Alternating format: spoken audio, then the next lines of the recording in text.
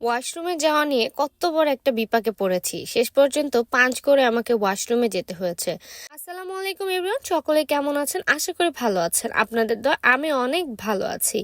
আজকে একটা different video আপনাদের সাথে শেয়ার করব। সেটা হচ্ছে আমি রেস্টুরেন্টে গিয়ে কি কি করলাম এবং বিপাকেটা কেন পড়লাম এবং তার পরিস্থিতির কিটা হয়ে গেল, সেটাই আপনাদের সাথে শেয়ার করব।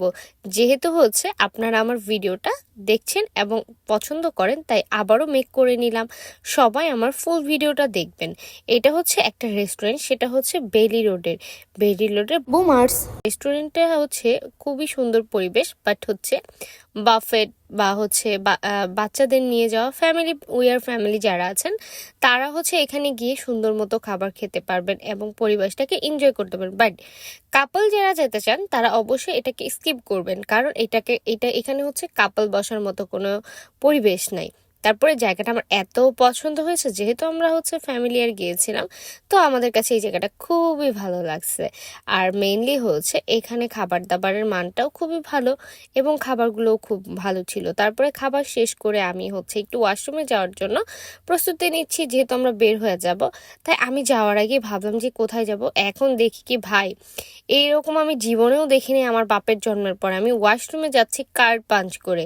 এতটাই সিকিউর মনে হয়েছে যে কার্ড পাঞ্চ করে মনে হয়েছে যে ভেতরে অনেক সুন্দর পরিবেশ, বাট ভেতরে যাওয়ার পরে মনে হয়েছে এটা পাঞ্চ করার মানেটা কি।